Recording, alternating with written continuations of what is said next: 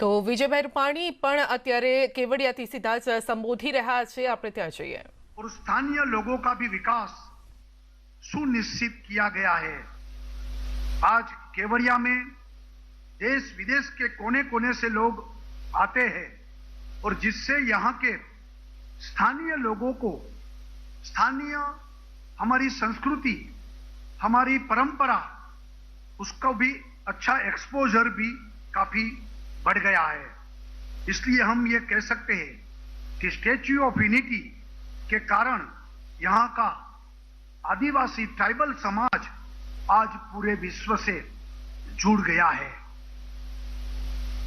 अलौकिक सपनों देखने की क्षमता और उसे साकार करने का पुरुषार्थ प्रधानमंत्री जी आपने जिस तरीके से किया और साकार भी किया, ये हमारे सबके लिए गौरव की बात है। अकल्पनीय परिणाम कैसे साकार होता है, ये उसका उत्तम उदाहरण है। स्टैच्यू ऑफ यूनिटी उसका जीता जागता उदाहरण हम कह सकते हैं।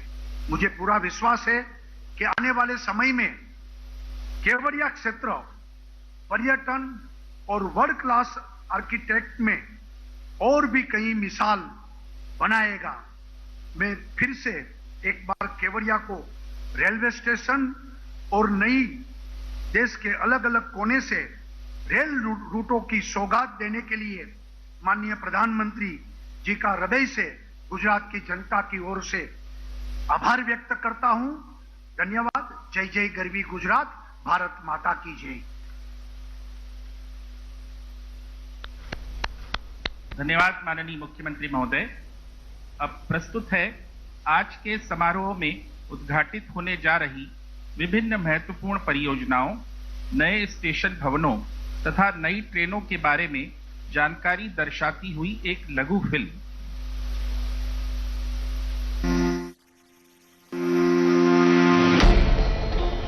पटरी पर दौड़ती रेल जोड़ती है गांवों को शहर से, उपज, उत्पाद और उद्यम को बाजार से, उम्मीदों को उनकी मंजिल से।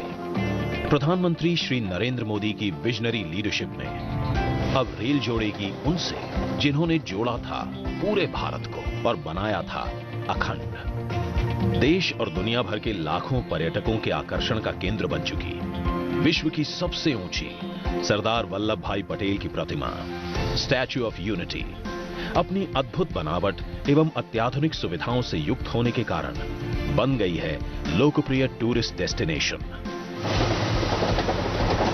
जिससे लगातार बढ़ रही है पर्यटकों की संख्या। इसी को ध्यान में रखकर स्टैच्यू ऑफ यूनिटी तक होगी अब डायरेक्ट रेल कनेक्टिविटी, जिससे यहां तक की यात्रा बनेगी और सुगम होगी, यात्रियों को सुविधा, साथ ही सड़क मार्ग की तुलना में लगेगा कम समय और सफर बनेगा सरल और किफायती। इस कनेक्टिविटी के लिए भारतीय रेल ने चांदोद से केवड़िया तक 32 किलोमीटर की बिछाई है नई ब्रॉड गेज रेल लाइन। साथ ही ढबोई से चांदोद तक 18 किलोमीटर नैरो गेज लाइन को ब्रॉड गेज लाइन में किया है परिवर्तन। यही नहीं, केवड़िया में किया गया है अत्याधुनिक सुविधाओं से लैस भारत के पहले ग्रीन स्टेशन का निर्माण। इस पूरी परियोजना की मंजूरी मिलते ही तुरंत शुरू किया गया काम, लेकिन यह राह नहीं थी आसान। भारी वर्षा और कोरोना जैसी महामारी ने रोकनी चाहिए काम की रफ्तार, लेकिन भारतीय रेल के बुलंद हौसलों ने हर चुनौती की गिराई दीवार और लिखी सफलता की नई कहानी। इस समय में पूरा करके ढबोई, चांदोद और केवड़िया के स्टेशन भवन लोकल थीम पर हैं आधारित। साथ ही 80 किलोमीटर के इस पूरे रेल खंड को किया गया है विद्युतीकृत, ताकि पर्यावरण रहे प्रदूषण रहित। प्रतापनगर ढबोई खंड में गति को बढ़ाकर किया गया है 110 किलोमीटर प्रति घंटा। इसे 130 किलोमीटर प्रति घंटा करने की है योजना। अब यह पूरा क्षेत्र देश की राजधानी दिल्ली, धार्मिक नगरी वाराणसी, दक्षिण में चेन्नई, आर्थिक केंद्र मुंबई सहित देश के प्रमुख स्थानों से जुड़ जाएगा, जिससे खुलेंगे विकास के नए द्वार। रेल से जुड़ जाने से यहां के लोकल व्यवसाय रोजगार को मिलेगा और बढ़ावा, और आत्मनिर्भर भारत के विजन को मिलेगी मजबूती।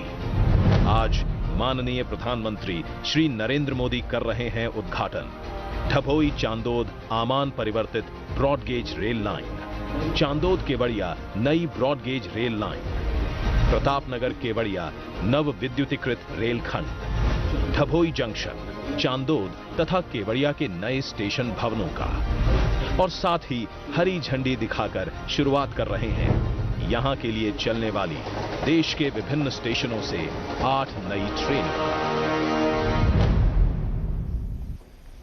धन्यवाद। इस सूचनाप्रद लघु फिल्म में हम सभी ने आज उद्घाटित होने जा रही विभिन्न परियोजनाओं की सुरुचिपूर्ण जानकारी हासिल की।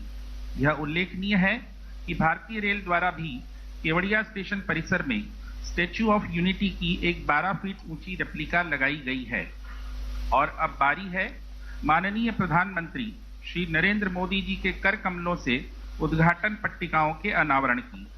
अतः अब हमारा माननीय प्रधानमंत्री श्री नरेंद्र मोदी जी से विनम्र निवेदन है कि आप अपने कर कमलों से रिमोट का बटन दबाकर आमान परिवर्तित ब्रॉडगेज रेलखंड, नई ब्रॉडगेज रेल लाइन, विद्युतीकृत रेलखंड तथा नए स्टेशन भवनों की उद्घाटन पट्टिकाओं का अनावरण करें।